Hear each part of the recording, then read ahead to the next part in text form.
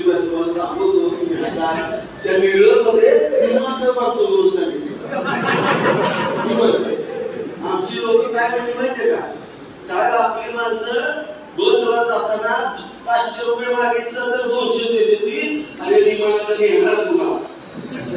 इतका येणार माणसं गणवायची किती, एवढी माणसं उघडतो.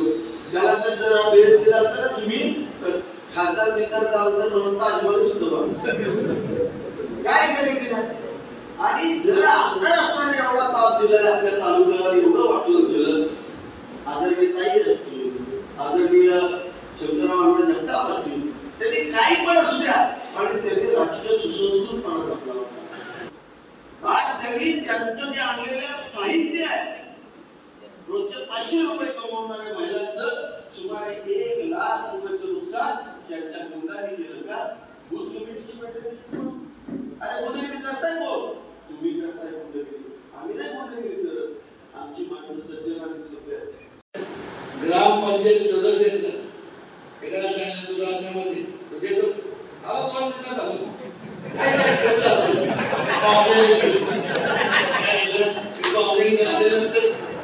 एक मागणार.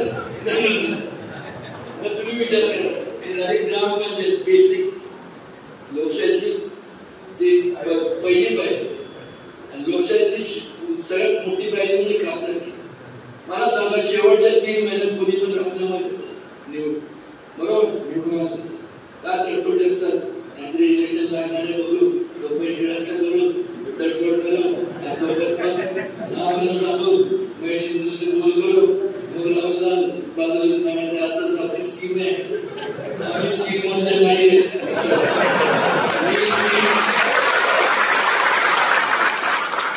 माझी एकच स्कीम आहे, तुमचा विकास आमच्या दोघांची एकच स्कीम. तुमचा विकास व्हावा, तुमची प्रगती व्हावी, तुमची आर्थिक उन्नती एवढ्या उंचीवर तुमचे मुलं बसले पाहिजे की असं बघताना आम्हाला सुद्धा गर्व वाटलं पाहिजे की वा काय कुठल्याही पदावर घेतात त्यांनी ही इंडस्ट्री चालू केली. हे ह्या अगोदरचे विचार काय होते, त्याला कसं ठेवा टाकलं, त्याला जास्त जर दिल दिला तर तो आपल्या हे म्हणजे संकोचित, बेकारडे आणि अक्षरशः दळेदळीच. आणि त्यामुळे तुम्हाला सांगतो ना की हे करत असताना खरं आज सुद्धा मला सांगा, जे गैरवाला व्यक्त केलं महिलांना तेच बोलतात, लोक कंटाळले. आणि माझं तर प्रामाणिक नव्हतं की इथं आल्यानंतर मला का बरं वाटतं, कारण हे 6 वाजता होतं, म्हणजे मी काय रात्री 6 वाजता होतो असं तर कधी पण फोन केला. पण मात्र तळमळ मला म्हणतो ते दिसून येते, ती दाखवायला मिळते. आणि शेवटी आला उल्हासला जो काय त्याला म्हणतात की आदर करायचा, सन्मान करायचा, ज्याला आपण इंग्लिशमध्ये रिस्पेक्ट म्हणतो. रिस्पेक्ट 2 प्रकारचे असतात. सकाळचं राजकारण सकाळी गाठी भेटी असतात आणि मी जेव्हा यायचो मी बघायचो सकाळी तर काय साफसूफ येते, रात्री नेमकं सगळे राजकारण आणि रात्री आता समजा आम्ही तुमच्या घरी आलो, तुम्ही कामानिमित्त दुसरीकडे गेला असता, म्हणजे गेला असला तर भेट कशी होणार, पण रात्री आमच्याच भेट होती. म्हणजे चालंदे पाटील असतील, शंकरराव असतील, या सगळ्यांनी त्या प्रकारचं दर्जेदार राजकारण केलं. मग इथं आल्यानंतर पुन्हा तेच बोलता, एकदा 2दा 3दा 4दा 5दा कधीतरी बाबाचा घडा किंवा बोलतापाचा घडा भरतोच म्हणलं तर ते सांगतो. कसं परिस्थिती निर्माण झाली आणि त्यामुळं आज खऱ्या अर्थाने महेश शिंदेच्या रूपाने चांगला होत करू तळमळीचा सच्चा कार्यकर्ता, तो स्वतःला कधी आम्ही आमदार या भ्रमा केलेला नाही. एक तुमचा एक मुलगा, तुमचं माता भगिनी भाऊ, मला सांगा की ज्या वेळेस ते होते तुम्ही कम्पेअर करा, तुम्ही दोघांची तुलना करा. इतके सुद्धा कृष्णापर्यंत त्यांच्याकडे उपकार होतं त्यावेळेस त्यांनी काय केलं. आणि आज जेव्हा तुमच्या आमदार साहेबांना कृष्णा महाराजचं पद मिळाल्यानंतर एका थोड्या कालावधीमध्ये त्यांनी काय केलं मला सांगा. आज पाणी त्यांनी तुमच्यापर्यंत पोहोच झालं का मला सांगा. एक इंग्लिश मध्ये म्हणे सीइंग इज बिलिव्हिंग, म्हणजे जे आपण पाहतो त्याच्यावर विश्वास ठेवा. माझ्यावरती विश्वास ठेवू नका, यांच्यावर नका ठेवू. आपण जे बघतो वस्तुस्थिती बघा. त्यांनी सांगितलं की म्हणलं इथं एअरपोर्ट बघा, हा एअरपोर्ट सोडून द्यावं. महेश शिंदेच्या माध्यमातून आणि संपूर्ण महायुतीचे जोडे आमदार यांच्या माध्यमातून आणि खास करून या मतदारसंघात आता बोलतो म्हणून सांगतो, महेश शिंदेच्या माध्यमातून एअरपोर्ट नाही तर एअरपोर्ट सारखे रस्ते झाले. आपल्याला दिसतंय का ते सुद्धा आपण नजरेआड करणार की झालंच नाही, आपण बघितलंच नाही. किती बोलतो बाबा.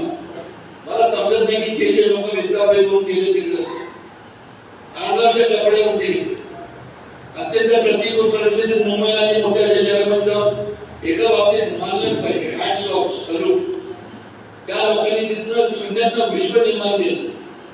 या संपूर्ण भागातले सातारा जिल्ह्यातले लोक तिथं गेले आणि तिथं एवढ्या मोठ्या संस्था त्यांनी स्थापन केल्या. त्या संस्थेची उलाढाल किती तरी कोटीमध्ये असते, हजारो कोटी. मानलं पाहिजे. जर तुम्ही तिथं जर करू शकतात तर तेच होते. त्या प्रकारचं वातावरण प्रत्येकाच्या आमदारकीच्या जिल्ह्यात जर निर्माण करून दिलं, पाणी उपलब्ध करून दिलं तर कोणाला पडले तिकडे जाऊन तिथं काम करायचं. ते स्वतःच्या जमिनीत स्वतःच्या या मायभूमीमध्ये किती डेव्हलपमेंट होते. एक मुंबई पुण्यापेक्षा प्रत्येक ठिकाणी कोरेगाव मुंबईचं स्वरूप मिळेल, सातारा मुंबईचं स्वरूप मिळेल, खंडाळा स्वतःला मिळेल. कोणाला वाटत नाही की सगळे मुंबईमध्ये ठीक आहे आता बहिणी जरी असली तर आज संपूर्ण साताऱ्याच्या तिथे संपूर्ण तिथं कर्मचारी वगैरे खास करून एपीएमसीचं मार्केटचं पाहिलं तर काय तुम्ही मला सांगा कुठल्या हिशोबात मोठं मला सांगा, कुठल्या हिशोबात मोठं. या व्यक्तीला पवार साहेबांनी कारण असं आणलं आणि त्या संपूर्ण जावळीला तिकीट दिलं. तो कारण तुम्ही कोणाला पण विचार माझा भविष्य जाऊन बघा तिथं काय करत गाड्या पण तिथं बोलावले. हे जर म्हणतो ते फुकटचा पैसा ना, सगळा घोटाळ्याचा पैसा. त्यामुळे तसं केलेलं काय तो त्याचा नाही, त्यांचा नाही. ज्या लोकांच्या जीवावरती हे मोठे झाले त्या माथाडी कामगारांचा कष्टाचा कामाचा पैसा त्याची उधळपट्टी केली आणि मग भाग शेतकरी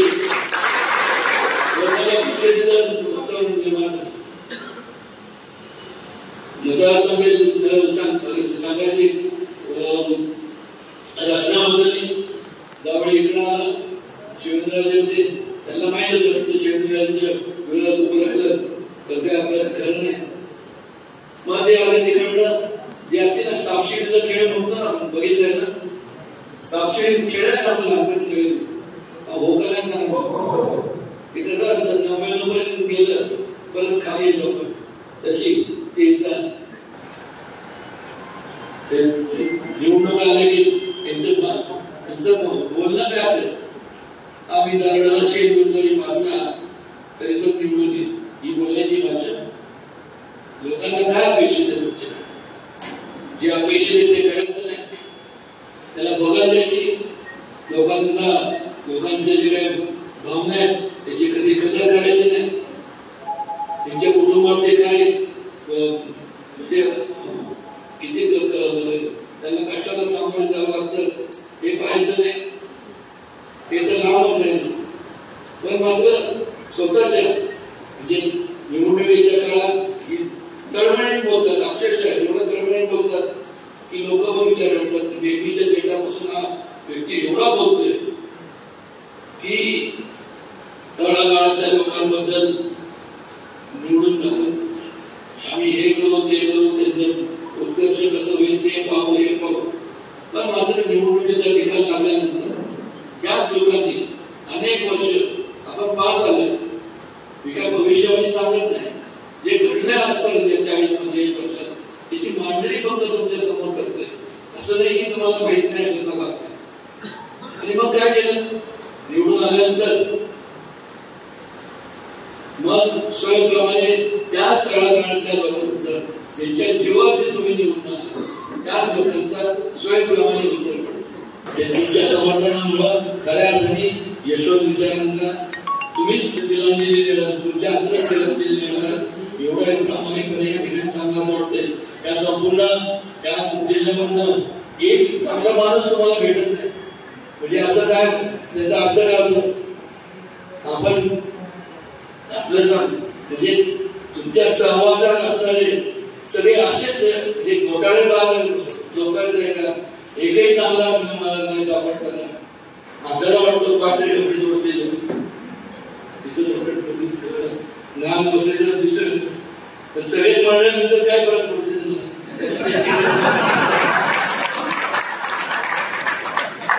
नाही. एक लक्षात आहे, तुम्ही टाळा हसणार दिसणार तुम्ही करताय ठीक आहे, पण हसण्याकरता बघत नाही.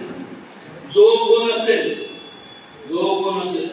भविष्य काळात माझ्याकडे काय केलं तरी मला माफ करू नका एवढं मी या प्रसंगी सांगतो. ती आमची शिकवण नाही आणि काय कारण फार बघ मोठे सगळे म्हणत असेल एकतर नाही बोलावणे कसं वस्तू पण बोलत 15 दिवस काय होतं ते लोक म्हणतात गावाला तुम्हाला काय सांगते कारभारी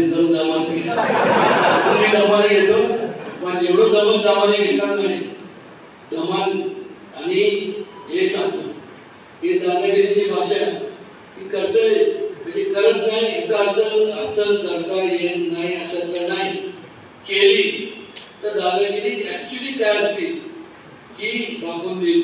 आणि आजपर्यंत दादागिरी करत आलोय फक्त लोकांच्या ज्या वेळेस अन्याय झाला लोकांच्या हिताकरता दादागिरी करणार म्हणजे करणारच. आणि आपण या ठिकाणी आला आणि एवढा शांतपणे यशवंत विचार ऐकून घेतला. धन्यवाद.